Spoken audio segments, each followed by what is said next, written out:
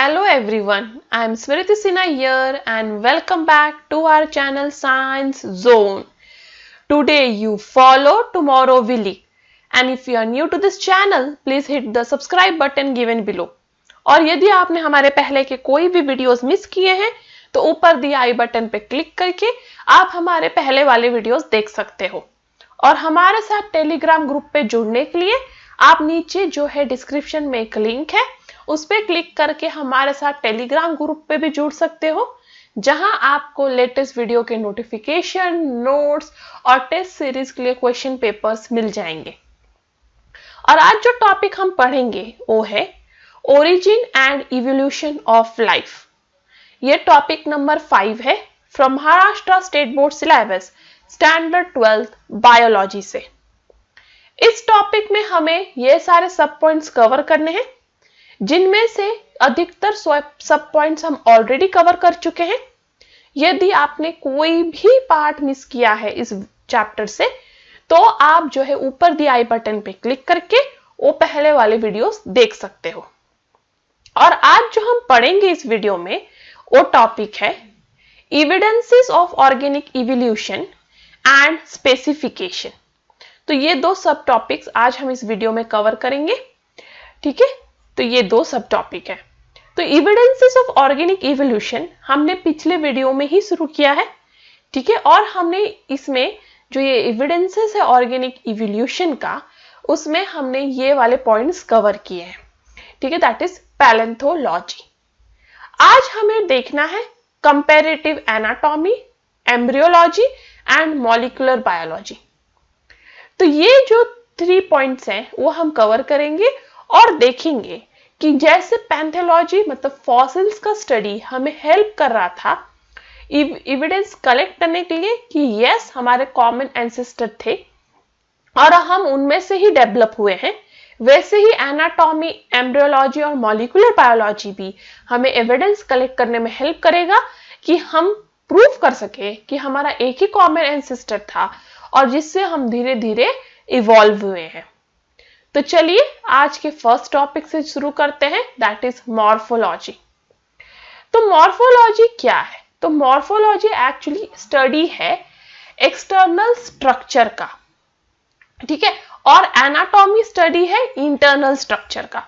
तो ये डिफरेंस है मॉर्फोलॉजी और एनाटॉमी में, पर हम ये दोनों को कंपेयर करके ही स्टडी करने वाले हैं। तो मॉर्फोलॉजी मतलब स्टडी ऑफ एक्सटर्नल स्ट्रक्चर, जो भी बॉडी स्ट्रक्चर है, जैसे स्पाइडर को 8 लेग्स हैं, फिर बाकी जो आपके ऑर्गेनिजम्स हैं, मैमल्स, जैसे उनको 4 लिम्स हैं। तो ये सब क्या है? External structure. एनाटॉमी मतलब इंटरनल स्ट्रक्चर, तो उसके अंदर क्या है, बॉडी स्ट्रक्चर के अंदर क्या है, वो हुआ एनाटॉमी। और ये मॉर्फोलॉजी और एनाटॉमी दोनों को कंपेयर करके इवोल्यूशन स्टडी किया जा सकता है कि इवोल्यूशन किस तरह से हुआ होगा। तो उसमें है 3 टाइप्स ऑफ ऑर्गन स्टडी किया जाता है, मॉर्फोलॉजी और एनाटॉमी तीनों का, और इससे प्रूफ किया जाता है कि यस हमारे जो एंसेस्टर्स थे वो एक थे और हम धीरे धीरे इवॉल्व हुए हैं।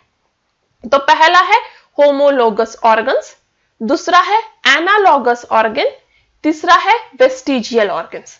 तो ये 3 टाइप्स ऑफ ऑर्गन स्टडी करके उनका मॉर्फोलॉजी मतलब उन ऑर्गन्स का एक्सटर्नल स्ट्रक्चर और एनाटॉमी मतलब उन ऑर्गन्स का इंटरनल स्ट्रक्चर स्टडी करके कंपेयर करके हम इवोल्यूशनरी एस्पेक्ट स्टडी कर सकते हैं। तो चलिए शुरू करते हैं पहले होमोलोगस ऑर्गन से। तो होमोलोगस ऑर्गन्स क्या होते हैं? तो एक्चुअली होमोलोगस ऑर्गन्स वो ऑर्गन है जो स्ट्रक्चरली सिमिलर है बट उनके फंक्शन डिफरेंट है। तो 2 ऑर्गेनिज्म जिनमें 2 ऑर्गन्स एकदम सेम अपीयर होते हैं, सेम दिखते हैं, बट उनके फंक्शंस दोनों ऑर्गेनिज्म में डिफरेंट होते हैं, उन्हें कहेंगे हम होमोलोगस ऑर्गन। तो होमोलोगस ऑर्गन के एग्जांपल्स क्या हैं? पहला है 4 लिम्ब ऑफ वर्टिब्रेट। तो जो 4 लिम्ब्स ऑफ वर्टिब्रेट्स होते हैं जैसे कि lizard, horse, whale, bat, bird, man, तो ये सब जो है डिफरेंट ऑर्गन्स हैं। इन सब के 4 लिम्ब्स डिफरेंट फंक्शन करते हैं, बट ये सब के 4 लिम्ब्स मतलब ये सब के सब वर्टिब्रेट है और इस सबके 4 लिम्स में आपको humerus, radius, ulna, carpals, metacarpals और फैलेंगस देखने के लिए मिलेगा। तो ये सारे जो 4 लिम्स है वर्टिब्रेट के हैं, इनका जो स्ट्रक्चर है एकदम सिमिलर है, उन सब में ये पार्ट्स हैं, बट इनके फंक्शंस डिफरेंट है। ठीक है, तो ये 4 लिम्स के फंक्शन टोटली डिफरेंट है, भले ही वो स्ट्रक्चरली सिमिलर हो। तो ये सब के सब क्या हुए? Homologous organs. Next example of homologous organ है वर्टिब्रेट हार्ट एंड ब्रेन। तो सारे वर्टिब्रेट के हार्ट और ब्रेन जो है सिमिलर अपीयर होंगे, सिमिलर पार्ट्स होंगे, बट उनके फंक्शंस डिफरेंट होंगे। नेक्स्ट है प्लांट्स। इन प्लांट जैसे थॉर्न्स ऑफ बोगनविला या टेंड्रिल्स ऑफ कुकुरबिटा। तो जो थॉर्न होता है या कांटा बोगनविला प्लांट का, या फिर टेंड्रिल्स या फिर ये पार्ट जो कुकुरबिटा प्लांट में मिलता है, ये दोनों जो है स्ट्रक्चरली सेम अपीयर होते हैं, बट एक्चुअली इनके फंक्शंस डिफरेंट है, और ये जो है सेम थिंग के जो है मॉडिफिकेशन है। तो ये जो होमोलोगस ऑर्गन्स होते हैं, इनका काम क्या होता है? ये होमोलोगस ऑर्गन्स में यदि सिमिलरिटी देखने के लिए मिले, स्ट्रक्चरल सिमिलरिटी, तो ये प्रूव करता है कि इनके एंसेस्टर कॉमन थे। जैसे 4 लिम्स ऑफ ऑल वर्टिब्रेट वो स्ट्रक्चरली सिमिलर हैं, इसलिए प्रूव करता है कि सारे वर्टिब्रेट्स के एक ही एंसेस्टर हुआ होगा। और यदि आपको ये डिफरेंसेस देखने के लिए मिले होमोलोगस ऑर्गन में, जैसे कि बोगनविला और कुकुरबिटा में उनके होमोलोगस ऑर्गन थॉर्न और टेंड्रिल्स में डिफरेंस दिखता है, इसका मतलब वहां पे डाइवर्जेंट इवोल्यूशन हुआ है या फिर एडिटिव रेडिएशन हुआ है। मतलब एडेप्ट करने के लिए उस पर्टिकुलर एनवायरनमेंट में इन प्लांट्स ने अपने कुछ पार्ट को डिफरेंटली मॉडिफाई कर लिया। जैसे बोगनविला ने थॉर्न उगा लिया और कुकुरबिटा ने टेंड्रिल बना लिया। तो ये जो चीज है ये प्रूव करता है कि एंसेस्टर्स कॉमन है। ठीक है, इसलिए होमोलोगस ऑर्गन्स का स्टडी बहुत इंपॉर्टेंट है for proving that evolution has taken place. Next है वो है एनालॉगस ऑर्गन्स। अब एनालॉगस ऑर्गन्स क्या होता है? तो होमोलोगस ऑर्गन्स वो ऑर्गन्स थे जो स्ट्रक्चरली सिमिलर अपीयर हो रहे थे, बट उनके फंक्शन डिफरेंट थे। और उसी का अपोजिट एनालॉगस है जो स्ट्रक्चरली डिसिमिलर हैं, बट उनके फंक्शन सेम है। ठीक है, तो होमोलोगस में क्या था? Structurally similar but function different. और एनालॉगस में क्या है? स्ट्रक्चरली डिसिमिलर, मतलब स्ट्रक्चर में वो दो ऑर्गन्स बिल्कुल भी सेम नहीं दिखते, बट उनके फंक्शन सेम होते हैं। तो जो ऑर्गन्स जो है वो एक्सटर्नली सुपरफिशियल सिमिलरिटी जो है वो दिखाएंगे। ठीक है, उनके फंक्शंस भी सेम होंगे, बट एनाटॉमिकली मतलब अंदर से वो ऑर्गन्स डिफरेंट होंगे। तो दो अलग जानवर के दो ऑर्गन्स, ठीक है, जो ऊपर से सेम दिख रहे हैं, उनके फंक्शंस भी सेम हैं, बट एक्चुअली जब एनाटॉमिकली मतलब उसके अंदर जाके आप जब देखोगे तो दोनों भी ऑर्गन्स टोटली डिफरेंट है। तो स्ट्रक्चरली वो डिफरेंट है, बट फंक्शन वो सेम परफॉर्म कर रहे हैं। सबसे बेस्ट एग्जांपल है इसका विंग्स ऑफ बटरफ्लाई और बर्ड्स। तो जो विंग्स है बटरफ्लाई या कोई इंसेक्ट और बर्ड के, वो दोनों विंग्स देखने में तो सेम है, उनके फंक्शंस भी सेम है कि दोनों भी उन्हें फ्लाई करने के लिए ही यूज करते हैं, बट एनाटॉमिकली यदि आप देखने जाओ, मतलब विंग्स को कट करके अंदर का पार्ट देखने जाओ, इंसेक्ट और बर्ड का, दोनों भी सिमिलर नहीं है। भले ही वो सेम फंक्शन दिखा रहे हैं, ठीक है, इंसेक्ट का विंग हो या बर्ड का विंग, दोनों भी सेम फंक्शन दिखा रहे हैं। ठीक है, देखने में भी ऊपर से मॉर्फोलॉजिकली सेम दिख रहे हैं, but anatomically they are not same, और इसलिए ये है एनालॉगस ऑर्गन जो स्ट्रक्चरली डिसिमिलर है और functionally similar. Next example of analogous organ is the eye of octopus and mammals. तो जो आई होता है, आंख होता है ऑक्टोपस और मैमल का, वो उनके पोजीशंस जो है वो भी डिफरेंट होते हैं, उनके स्ट्रक्चर ऑफ लेंस भी डिफरेंट होते हैं, ओरिजिन भी डिफरेंट होता है, बट दोनों का फंक्शन सेम है। ह्यूमन आई हो या ऑक्टोपस का आई हो, वो दोनों का फंक्शन सेम है कि वो दोनों देखने के लिए ही उसे यूज करते हैं, बट उनके पोजीशंस डिफरेंट है, उनके स्ट्रक्चर डिफरेंट। आप देख सकते हैं उनका स्ट्रक्चर टोटली डिफरेंट है, ठीक है, उनका ओरिजिन भी डिफरेंट है। नेक्स्ट जो एनालॉगस ऑर्गन है वो है फ्लीपर्स ऑफ पेंगुइन एंड डॉल्फिन। तो जो पेंगुइन और डॉल्फिन के फ्लीपर्स होते हैं वो देखने में भले ही ऊपर से मॉर्फोलॉजिकली आपको सेम दिख रहा है, मतलब ऊपर का लुक, बट एनाटॉमिकली मतलब अंदर से यदि आप देखोगे दोनों टोटली डिफरेंट है। तो मॉर्फोलॉजिकली वो सेम दिख रहे हैं बट एनाटॉमिकली वो डिफरेंट है, बट दोनों का यूज सेम है। नेक्स्ट एनालॉगस ऑर्गन्स है स्वीट पोटैटो एंड पोटैटो। तो स्वीट पोटैटो एक्चुअली रूट का मॉडिफिकेशन है और पोटैटो स्टेम का मॉडिफिकेशन है। तो ये स्वीट पोटैटो रूट से बना है, पोटैटो जो है वो स्टेम से बना है। तो दोनों देखने में सेम है, दोनों का सेम फंक्शन है कि वो फूड को स्टोर करते हैं in the form of starch, but दोनों भी जो है एनाटॉमिकली डिफरेंट है, मतलब एक रूट है और एक स्टेम।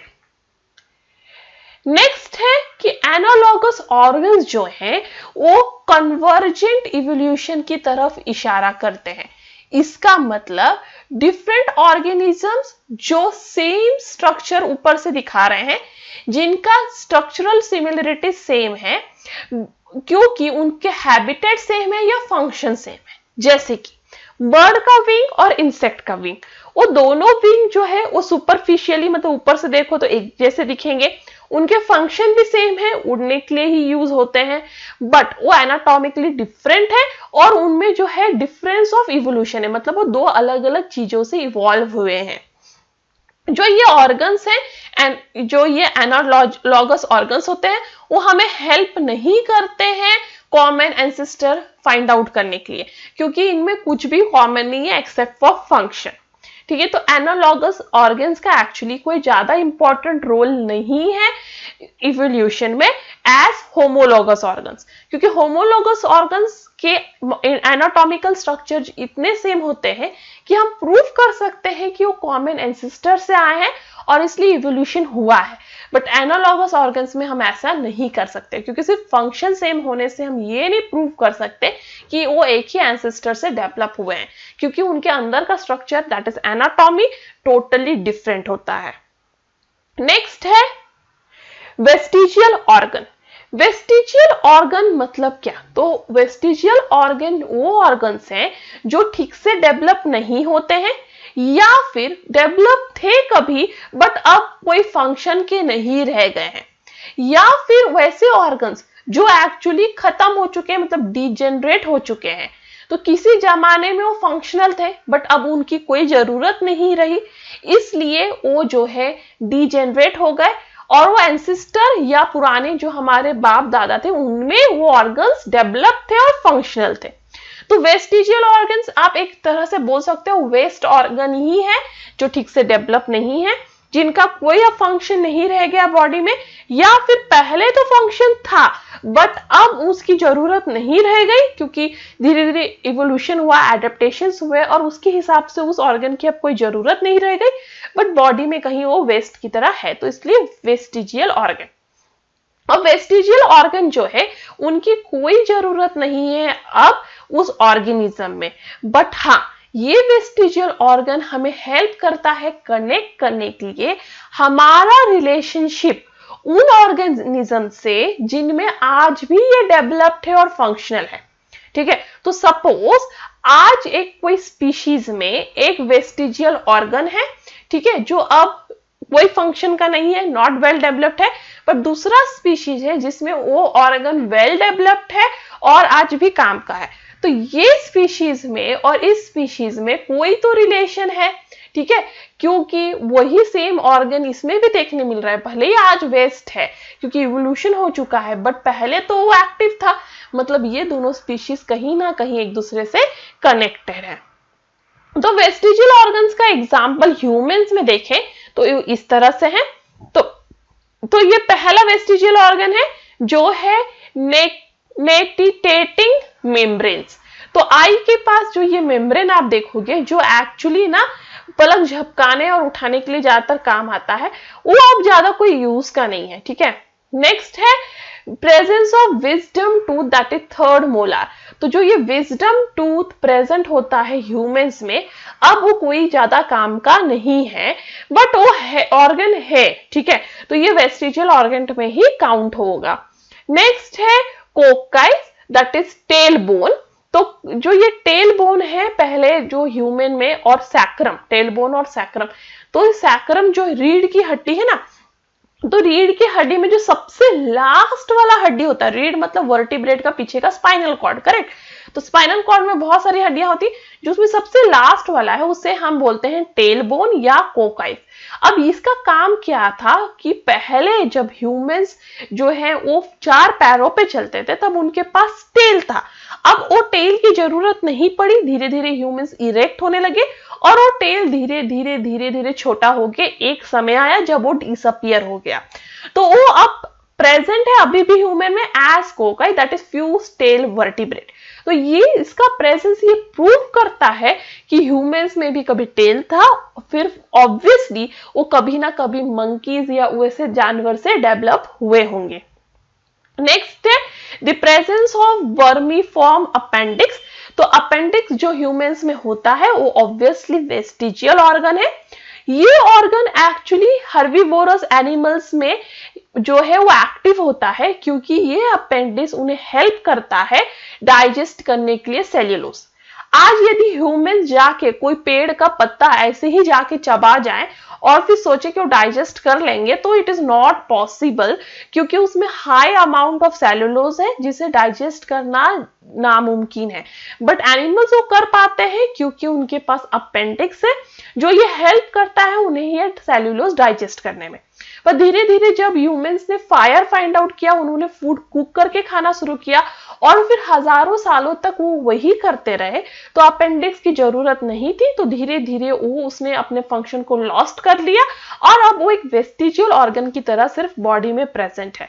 बट उसका प्रेजेंस ये प्रूव करता है कि यस, ह्यूमंस भी जो थे वो कभी जो हर्बीवोरस मैमल्स की तरह ही जीते थे, और ऑब्वियसली उनके कॉमन एंसेस्टर जो है मंकी हो सकते हैं।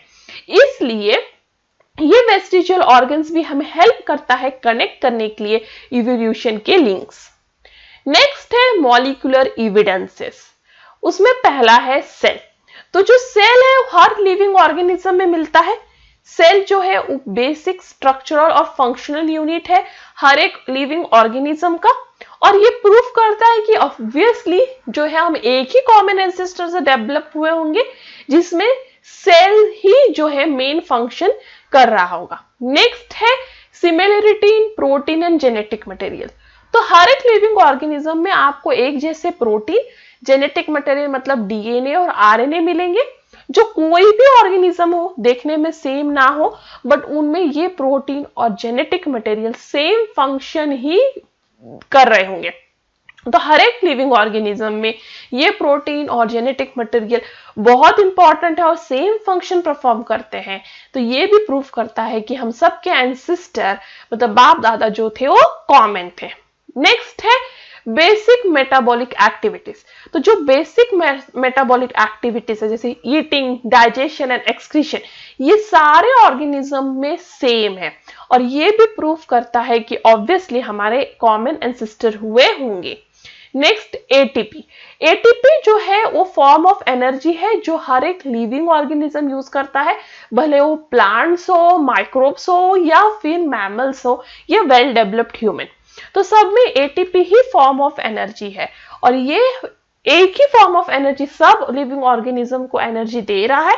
इसलिए ये भी प्रूफ करता है कि यस, हमारे कॉमन एंसेस्टर थे। तो ये हुए सारे evidences of the evolution. Next topic है स्पेसिफिकेशन। अब स्पेसिफिकेशन होता क्या है? तो वो एक प्रोसेस है of formation of new species from pre existing species is called as specification. मतलब कोई एक स्पीशीज ऑलरेडी प्रेजेंट है इस अर्थ पे, दैट इज स्पीशीज ए, और स्पीशीज ए से ही न्यू स्पीशीज बन रहे हैं बी, सी और डी। तो इस प्रोसेस को हम कहेंगे स्पेसिफिकेशन, क्योंकि बी, सी और डी का जो एंसेस्टर है वो कॉमन है, दैट इज ए। अब स्पीशीज होते क्या हैं? तो स्पीशीज एक ग्रुप होता है सिमिलर ऑर्गेनिज्म का जो आपस में ही इंटरब्रीड करता है और प्रोड्यूस करता है वैसे ऑफस्प्रिंग जो उनकी तरह ही हो, जो सेम नेचर में हो, तो उसे स्पीशीज कहेंगे। जैसे complete species of dog, complete species of cat, species of human. तो ये सब क्या हुए? कॉमन टाइप ऑफ ऑर्गेनिजम्स जिनमें सब कुछ सिमिलर है, वो आपस में ही इंटरब्रीड करेंगे और रिप्रोड्यूस करेंगे। ठीक है, तो इसे कहेंगे स्पीशीज। और ये ही स्पीशीज से यदि डिफरेंट स्पीशीज तैयार हो रहे हो, तो एक कॉमन स्पीशीज से डिफरेंट स्पीशीज तैयार हो रहे हो, तो उसे कहेंगे हम स्पेसिफिकेशन। अब ये जो स्पेसिफिकेशन है वो टू टाइप्स में क्लासिफाई होता है। पहला है इंटर स्पेसिफिकेशन, इंट्रा स्पेसिफिकेशन, और दूसरा है इंटर। इंट्रा मतलब उसी स्पीशीज में जो है स्पेसिफिकेशन आ रहा है। तो ए में स्पेसिफिकेशन सिर्फ ए के साथ ही आ रहा है, तो ये है इंट्रा। इंटर मतलब दो अलग स्पीशीज, ए और बी दो अलग स्पीशीज हैं जिनमें जो है स्पेसिफिकेशन आ रहा है, मतलब ये दो अलग स्पीशीज इंटरब्रीड करके थर्ड टाइप ऑफ स्पीशीज को जन्म दे रहे हैं, तो हो जाएगा इंटर। और इंट्रा में क्या होगा? Same type of species interbreed करके नेक्स्ट टाइप ऑफ स्पीशीज को जन्म दे रहे हैं, तो हो जाएगा इंट्रा। अब इंट्रा स्पेसिफिकेशन दो टाइप का है, एलोपैट्रिक स्पेसिफिकेशन और सिम्पैट्रिक स्पेसिफिकेशन। ये दोनों के डिफरेंसेस और मीनिंग हम देखेंगे। और इंटर स्पेसिफिक स्पेसिफिकेशन जो है वो सिर्फ एक टाइप का है, दैट इज हाइब्रिडाइजेशन। तो चलिए शुरू करते हैं इंट्रा स्पेसिफिक स्पेसिफिकेशन से, जिसका सबसे फर्स्ट टाइप है एलोपैट्रिक स्पेसिफिकेशन। तो एलोपैट्रिक स्पेसिफिकेशन क्या है? तो जब न्यू स्पीशीज का जो है निर्माण होता है, क्योंकि कुछ सेपरेशन आ चुका है of population from original population, तो कोई एक पॉपुलेशन है, सपोज एक पॉपुलेशन ऑफ इंसेक्ट्स ए, वो एक जगह रह रहे हैं एक ज्योग्राफिकल रीजन में, बट कुछ कारण की वजह से, जैसे वहां पे ग्लेशियर तैयार हो गया या फिर माउंटेन्स तैयार हो गए, तो कुछ माउंटेन्स तैयार हो गए या फिर ग्लेशियर तैयार हो गया, जिसकी वजह से ये जो स्पीशीज है वो दो पार्ट में डिवाइड हो गया। एक उस माउंटेन के उस पार रह रहा है और बी जो माउंटेन के इस पार रह रहा है। तो ये दोनों में कुछ ज्योग्राफिकल रीजन की वजह से डिस्टेंस आ गया है। अब ये दोनों जो है वो डिफरेंट एनवायरनमेंट में रहेंगे और वो दोनों में डिफरेंट टाइप्स ऑफ एडेप्टेशंस आएंगे, जिसकी वजह से वो डिफरेंट स्पीशीज में तैयार हो जाएंगे, बट इनके सारे के एंसेस्टर एक ही हैं। तो इस टाइप के जो स्पेसिफिकेशन है जिससे न्यू स्पीशीज एक कॉमन एंसेस्टर से तैयार हो रहा है ड्यू टू ज्योग्राफिकल रीजंस, उसे कहेंगे एलोपैट्रिक स्पेसिफिकेशन।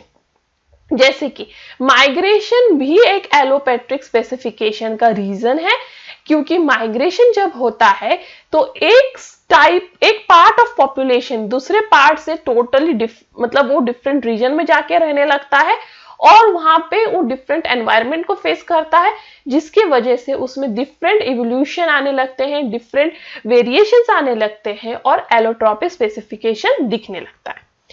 जो मोड ऑफ इवोल्यूशन है एलोट्रॉपिक स्पेसिफिकेशन में है वो है एडेप्टिव रेडिएशन, क्योंकि उस एनवायरनमेंट को एडप्ट करने के लिए वो ऑर्गेनिज्म जो है अलग तरह से स्पेसिफिकेशन लाने लगता है अपने अंदर, अलग तरह की स्पीशीज डेवलप होने लगता है उसके अंदर। तो इसलिए एलोट्रॉपिक स्पेसिफिकेशन जो है वो एडेप्टिव रेडिएशन का ही पार्ट है। यदि एलोट्रॉपिक रेडिएशन को आपको ठीक से समझना है तो इसके बेस्ट एग्जांपल होंगे, पहला डार्विन फिंचेस, जो एक कॉमन एंसेस्टर ऑफ जो है फिंचेस से डेवलप हुआ है। ये कॉमन एंसेस्टर जो है वो सीड ईटिंग था, जो different part of Galapagos island पे जाके रहने लगा और डिफरेंट पार्ट ऑफ आइलैंड पे रह के वो डिफरेंट एनवायरनमेंट्स को वो लोग फेस कर रहे थे, जिसकी वजह से उन्हें जो है डिफरेंट टाइप ऑफ डेवलपमेंट दिखने लगे। बट ये सबका एंसेस्टर एक ही है और इसलिए ये सबसे बेस्ट एग्जांपल है एलोपैट्रिक स्पेसिफिकेशन का, जो सेम आइलैंड पे आपको देखने मिलता है जब same species of bird different environment condition को फेस कर रहा हो। नेक्स्ट एग्जाम्पल है ऑस्ट्रेलियन मार्सुपिलिया। तो ये जो है ये ऑस्ट्रेलिया में पाया जाता है और डिफरेंट एनवायरनमेंट को फेस करते हुए और डिफरेंट तरह से डेवलप हो गए। नेक्स्ट है सिम्पैट्रिक स्पेसिफिकेशन। तो यहाँ पे जो है स्पीशीज का फॉर्मेशन होता है विद इन सिंगल पॉपुलेशन, मतलब ये एक पॉपुलेशन है, एक ग्रुप ऑफ ऑर्गेनिज्म है जिनमें कोई ज्योग्राफिकल बैरियर नहीं आया है, कोई ज्योग्राफिकल आइसोलेशन नहीं हुआ, वो सेम जगह पे रह रहे हैं, सेम एनवायरनमेंट पे रह रहे हैं, बट हाँ वहां पे रिप्रोडक्टिव आइसोलेशन है और रिप्रोडक्टिव आइसोलेशन की वजह से उनमें जो है डिफरेंट स्पीशीज डेवलप होने लगे उनके पॉपुलेशन के अंदर ही, और उसे हम कहेंगे sympatric specification. For example cichlid fishes in Lake Victoria, जहां पे आपको ध्यान रखना होगा कि म्यूटेशन जो है वो सबसे अहम रोल प्ले करता है सिम्पैट्रिक स्पेसिफिकेशन में। तो यदि आपको एलोट्रोपिक और सिम्पैट्रिक स्पेसिफिकेशन का डिफरेंस जानना है तो ये इस तरह से है। सपोज एक ग्रुप ऑफ ऑर्गेनिजम्स है और ये ग्रुप ऑफ ऑर्गेनिजम्स में डिफरेंट स्पीशीज डेवलप हो रहे हैं क्योंकि उनमें जो है ज्योग्राफिकल आइसोलेशन हो गया है। इसमें देखिए बीच में लैंड आ गया, वो दोनों अलग अलग एनवायरनमेंट में रहने लगे, डिफरेंट कंडीशंस में रहने लगे और इसलिए डिफरेंट स्पीशीज में डेवलप हो गए, तो इसे हम कहेंगे एलोपैट्रिक स्पेसिफिकेशन।